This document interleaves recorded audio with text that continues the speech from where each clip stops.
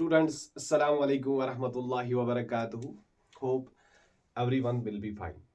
ठीक है बेटा, आज हम बेटा यहाँ पे स्टार्ट करेंगे मोशन अंडर ग्रेविटी का lecture number second. Lecture number first आप लोगों ने बेटा अच्छे से देखा होगा, वहां पे हमने अभी उसका पहला ही केस यहाँ पे डिस्कस किया, that is when body is thrown vertically upwards. ठीक है बेटा, वो हमने अच्छे से एक्सप्लेन किया था इन लेक्चर नंबर फर्स्ट। अब हम इसी मोशन अंडर ग्रेविटी को बेटा इसके कुछ और केसेस कंटिन्यू करने जा रहे हैं in lecture number 2। So without wasting any time we are going to start our lecture. और आप बेटा पेन निकालो, कॉपी निकालो और नोट्स आप बेटा साथ साथ बनाते जाओगे। ऑलरेडी बता चुका हूं कि जो ये टॉपिक है motion under gravity, it will be important for the NEET 2025। ये बेटा आप याद रखोगे, दिमाग में ये चीज रखोगे, ठीक? तो ध्यान रखोगे बेटा lecture number 2 motion under gravity का। अब ऑलरेडी बता चुका हूं बेटा कि इसमें आपको डिफरेंट केसेस मिलेंगे।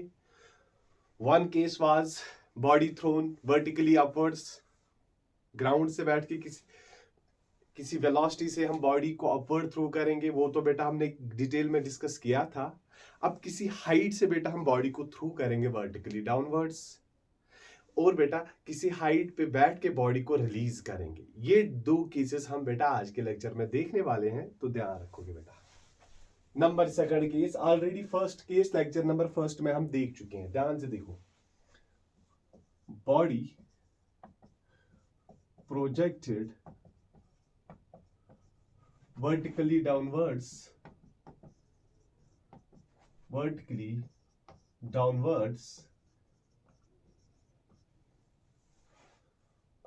from some height। किसी हाइट पे बैठ से हम बेटा बॉडी को थ्रू करेंगे वर्टिकली डाउनवर्ड्स। ध्यान से देखोगे,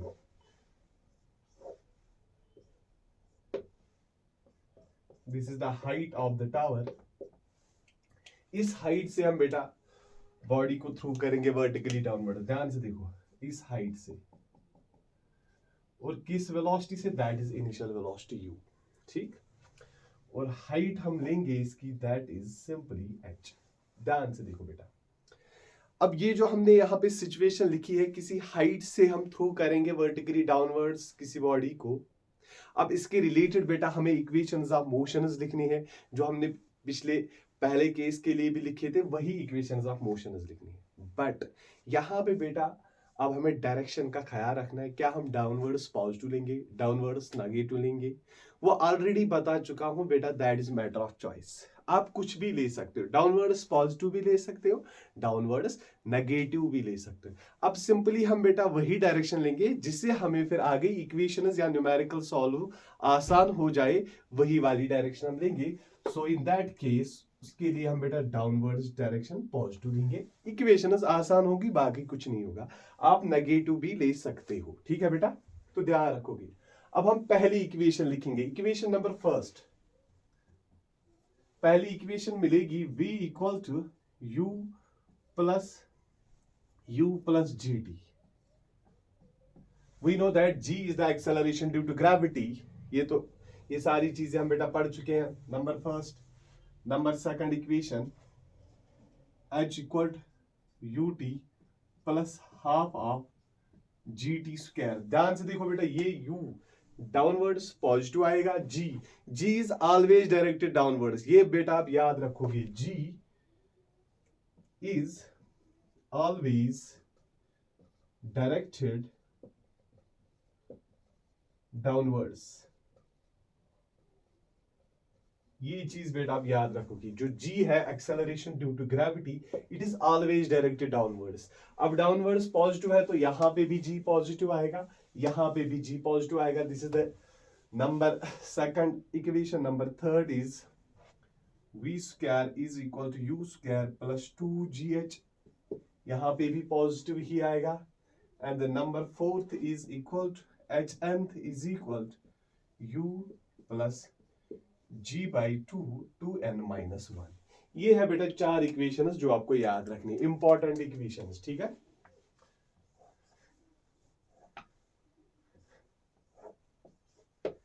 ये चीज आप बेटा याद रखोगे। दिस इज द केस जब हम बॉडी को थ्रू करेंगे vertically downwards from some height. ये तो सिंपल इक्वेशन थी बेटा। अब केस आएगा मोस्ट इंपॉर्टेंट केस, जब हम किसी हाइट से बेटा बॉडी को अब हम रिलीज करेंगे या ड्रॉप करेंगे। This is the important case. ये आप कॉपी करो बेटा। This was case number second.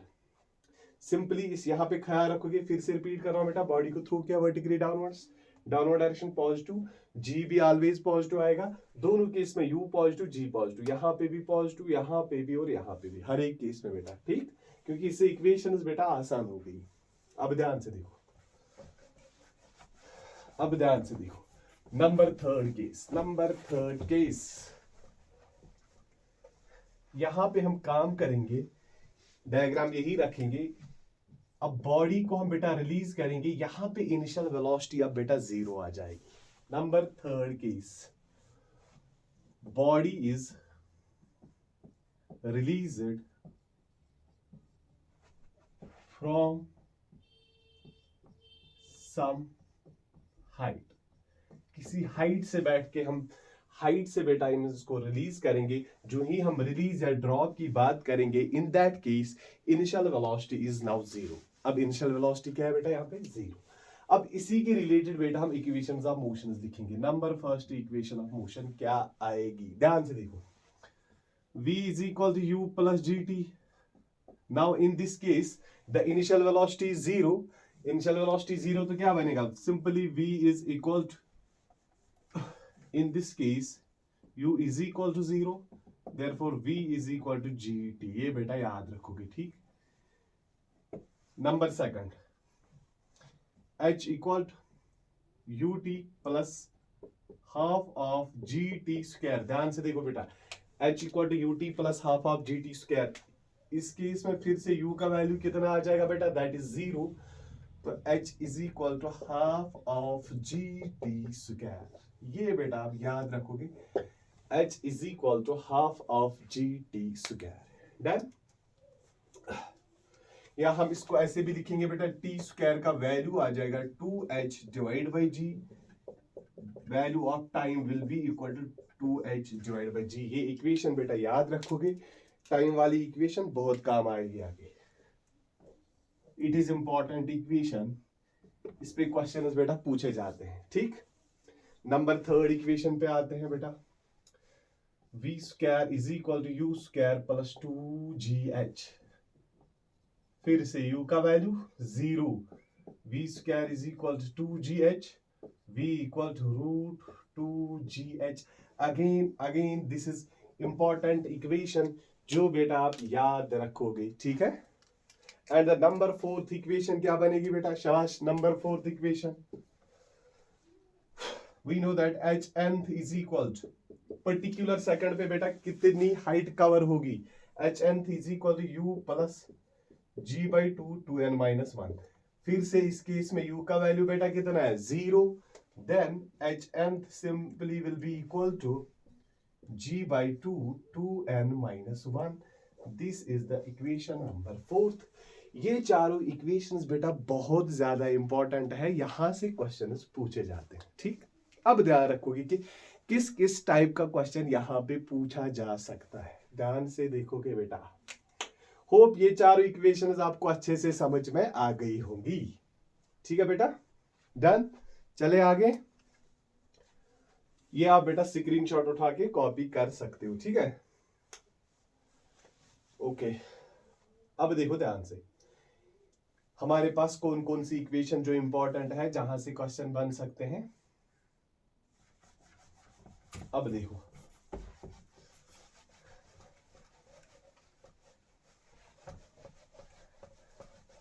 यही वाला केस हम बेटा कंटिन्यू करेंगे, इसी में से क्वेश्चन पूछे जाते हैं। Body release from some height. अब ध्यान से देखोगे, ध्यान से देखो, इंपॉर्टेंट है बेटा। h is equal to half, h is equal to half of gt square.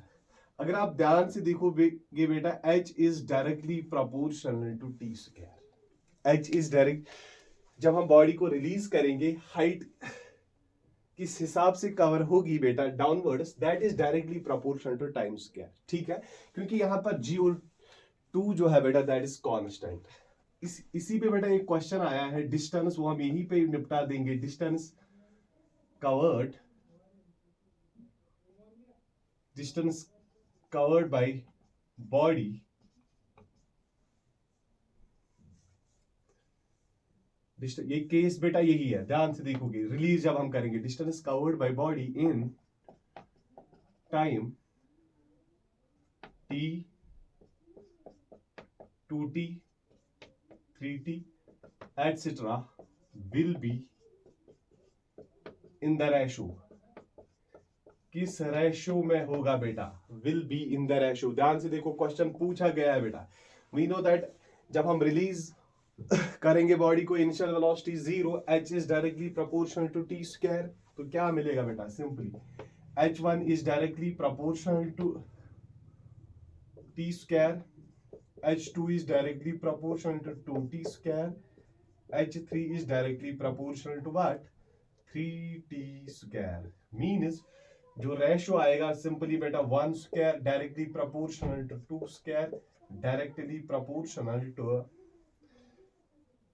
ये बेटा डायरेक्टली प्रोपोर्शनल टू 3 स्क्वायर। ध्यान से देखो बेटा, दैट मीन्स जो डिस्टेंस कवर होगी उनका जो बेटा हमें रेशो मिलेगा, that simply will be directly proportional to square of consecutive integers. Square of consecutive integers, square of consecutive integers बेटा ये क्वेश्चन पूछा गया है। ठीक, ये आप याद रखोगे। और एक क्वेश्चन निकालेंगे इसी टॉपिक पे। ध्यान से देखो बेटा, बहुत इंपॉर्टेंट क्वेश्चन दिखा रहा हूं यहाँ पे। hn is equal to g/2 2n-1। ध्यान से देखो, यही है बेटा, यही केस जब रिलीज करेंगे बॉडी को। ठीक, distance covered by body in a particular second पे हमें देखना है, in first comma second and third second will be in the ratio. किस रेशो में होगा बेटा, ध्यान से देखो, किस रेशो में होगा वो आप देख सकते हो। g/2 कांस्टेंट, दैट मीन्स जो यहां पे हाइट है डायरेक्टली प्रोपोर्शनल टू 2n-1। अब इस केस में h1 की बात करेंगे तो 2 into 1, ध्यान से देखो -1 आएगा बेटा। h1 is directly proportional to what, 2 into -1 that is 1।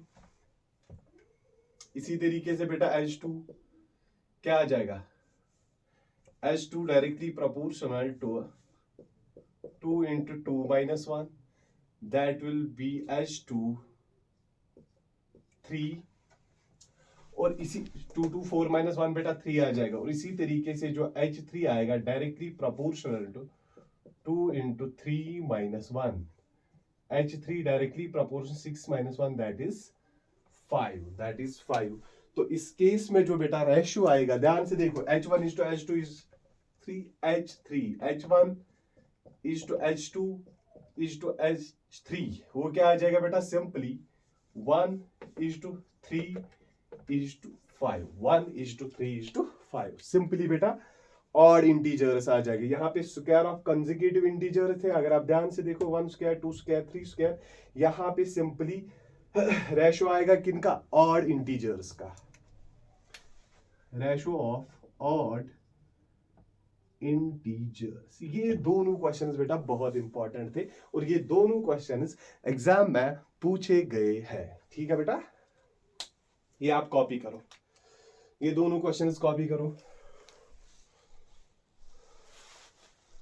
शाबाश शाबाश शाबाश। क्विक,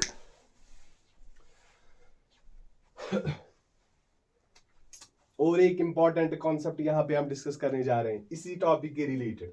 ऑलरेडी बता चुका हूं कि body released from some height, यहां से क्वेश्चंस पूछे जाते, ये याद रखना बेटा। 2 क्वेश्चंस तो बेटा हमने उड़ा दिए, वो भी बहुत इंपॉर्टेंट वाले क्वेश्चंस। चले, डन। कॉपी कर लेना इसको, स्क्रीनशॉट उठा के। तो देखो ध्यान से, अब देखो बेटा ध्यान से, यहाँ पे और एक इंपॉर्टेंट चीज क्या है, दैट इज लाइक दिस। हमने इक्वेशन देखी, टाइम वाली equation, root of 2h divide by g, ठीक है। और हमने वेलोसिटी वाली इक्वेशन देखी, रूट 2gh। ध्यान से देखोगे, अगर आप दोनों इक्वेशंस की ओर देखोगे बेटा, तो क्या है यहाँ पे, t is equal to root 2h by g, velocity is equal to root 2h divide by g. क्या दोनों इक्वेशंस में कहीं बेटा आपको मास दिख रहा है? No, not at all. ध्यान से देखो, न इस वाली इक्वेशन में कहीं पे मास है, न इस वाली इक्वेशन में कहीं पे मास है। मीन्स जब हम बॉडी को बेटा रिलीज करते हैं, वो किस टाइम में नीचे पहुंचेगी, that is independent upon mass, ठीक है बेटा।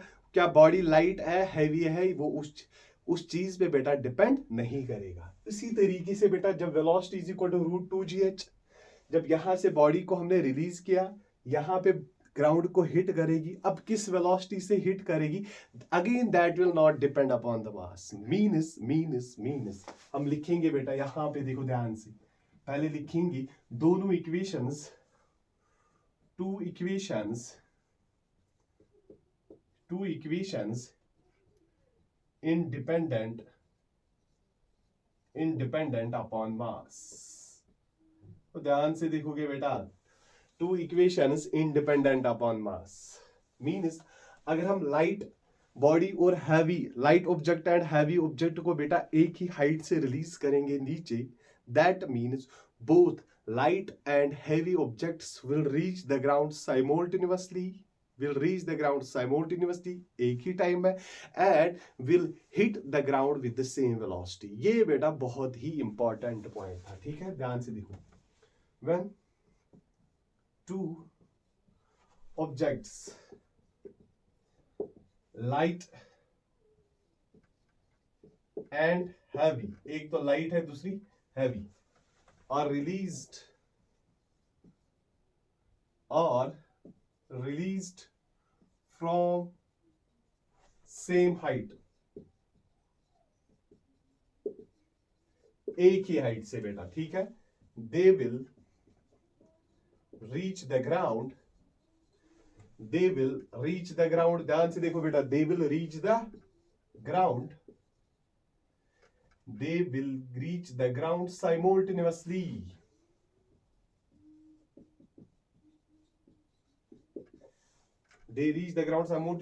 and with same velocity।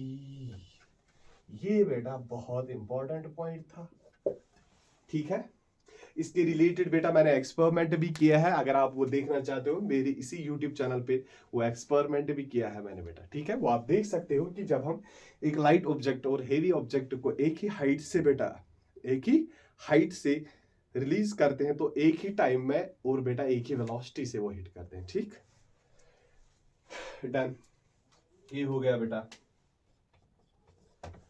अब हम इसी टॉपिक के रिलेटेड ग्राफ्स देखेंगे। पहले आप ये सब कॉपी करोगे, कॉपी करो, ये कॉपी दिस। आई होप कि हर एक को बेटा बिट बाय बिट समझ में आता होगा, हर एक चीज, ठीक है। हर एक चीज आपको समझ में आती होगी। चले आगे, अब हम इसी टॉपिक के related we are going to discuss the graphs, the most important again। फिर से लिखूंगा यहाँ पे, नीट 2025 के लिए बेटा बहुत इंपॉर्टेंट है टॉपिक। फिर ना कहना हमें खबर न थी, याद रखोगे बेटा, ठीक है। अब देखो, इसी टॉपिक के रिलेटेड ग्राफ्स हम ड्रा करेंगे। अब पहला ग्राफ आएगा डिस्प्लेसमेंट टाइम का, पहला ग्राफ ध्यान से देखोगे। This is the situation, this is displacement and this is time, this origin and this is the situation। we have released the body from some height, now body will go down। अब ध्यान से देखोगे बेटा, इसी को origin हम मानेंगे तो बॉडी नीचे नीचे जाएगी, नीचे कंटिन्यूअसली नीचे जाएगी, मीन्स यहाँ पे जो हाइट है, डिस्टेंस है, वो डिस्प्लेसमेंट कंटिन्यूअसली बेटा इंक्रीज हो जाएगी। ठीक है बेटा, लेकिन अब वो ग्राफ किस तरीके से आएगा, अभी हमने इस केस में इक्वेशन देखी, h is equal to half of g t square. h is equal to half of g t square means h is directly proportional to T square. अब जो ही बेटा आपने देखा यहाँ पे h is directly proportional to T square, हर एक को बेटा ये कॉन्सेप्ट दिमाग में होना चाहिए कि यहाँ पे जो ग्राफ आएगा that simply will B parabolic. इसमें तो बेटा दोहराए की बात नहीं है, क्या हर एक को ये पता होगा, इट इज पैराबोलिक ग्राफ। कौन सा ग्राफ आ जाएगा बेटा? Parabolic. Means graph will be like this. ये तो बेटा आपने समझा मैथमेटिकली, यहाँ पे हमारे पास h is directly proportional to T square. Graph इसमें हर एक चीज हमने पढ़ी है, आपने सीधे बोला कि ग्राफ ऐसे होगा। अब आप क्वेश्चन करोगे सर यहां से तो हमें समझ में आया कि graph will be like this. Okay, हम ये समझ चुके हैं। अब सर हमें यहाँ पे इस सिचुएशन में भी समझाए कि ये ग्राफ ऐसे आएगा क्यों, अब वो चीज भी हम देखेंगे बेटा, ध्यान से देखोगे, इट इज मोस्ट इंपॉर्टेंट। ठीक, अब फिर से बॉडी को बेटा रिलीज करेंगे, u is equal to zero. अब जो ही u जीरो बेटा बॉडी अब नीचे आएगी, ध्यान से देखो, मान लो यहाँ पे हम पॉइंट A लेंगे, पॉइंट B, पॉइंट C। अगर आप ध्यान से देखोगे ना बेटा, जो ही ये बॉडी नीचे आ रही है, इसकी वेलोसिटी कंटिन्यूअसली बढ़ रही है, मींस हम यहाँ पे बोल सकते हैं VC is greater than VB is greater than VA। Means जितना हम नीचे जा रहे हैं बेटा वेलोसिटी कंटिन्यूअसली बढ़ रही है। इस पॉइंट पे ज्यादा, इस पॉइंट पे इससे कम, इस पॉइंट पे इससे कम। ठीक, अब देखो ध्यान से, अगर हम यहाँ पे देखेंगे, यहाँ पे वेलोसिटी कम, अगर वेलोसिटी कम है ना बेटा, यहाँ पे जो डिस्प्लेसमेंट कवर होगा वो भी तो कम ही होगा। जितना हम नीचे जा रहे हैं, बात को समझो बेटा, वेलोसिटी बढ़ रही है, अगर वेलोसिटी बढ़ेगी तो rate of change of displacement जो होगा वो भी तो बेटा फास्ट ही होगा, वो ज्यादा बढ़ेगा। मींस पहले डिस्प्लेसमेंट कम कवर होगा, अब जितना नीचे जा रहे हैं वेलोसिटी बहुत ज्यादा बढ़ रही है, तो rate of change of displacement भी तेजी से बेटा बढ़ेगा। अगर आप ध्यान से देखो, पहले डिस्प्लेसमेंट जो कवर हो रहा है वो आराम से कवर हो रहा है बेटा, कम वेलोसिटी कम, डिस्प्लेसमेंट भी कम। अब जितना नीचे जा रही है बॉडी, वेलोसिटी बढ़ रही है, और यहाँ पे जो displacement rate of change of वो भी बेटा बहुत तेजी से बढ़ रहा है, वो अब्रप्टली इंक्रीज हो रहा है। That is why it is increasing parabolic graph. हो बेटा ये हर एक को अच्छे से समझ में आ गया होगा। ठीक, this was the first graph. Number second is velocity time graph. तो ध्यान से देखोगे, number second is velocity time graph.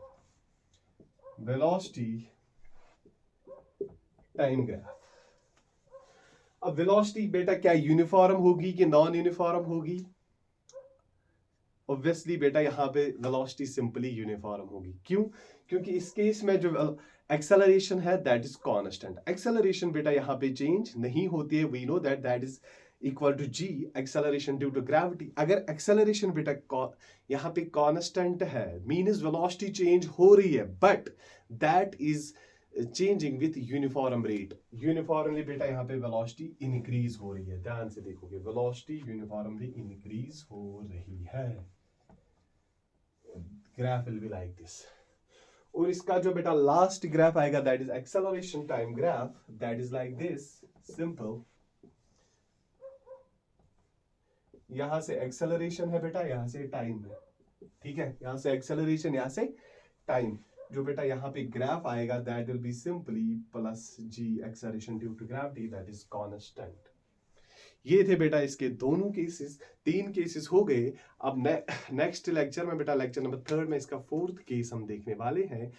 किसी हाइट पे बैठ के अब हम बॉडी को थ्रो करेंगे वर्टिकली अपवर्ड्स, वो हम लेक्चर नंबर 3 में देखेंगे बेटा। होप यहाँ तक बेटा आपको हर एक चीज अच्छे से समझ में आ गई होगी। ठीक, डन। और अच्छे से जिसको आ गया होगा समझ बेटा, वो कमेंट बॉक्स में लिखेगा। ठीक, डन।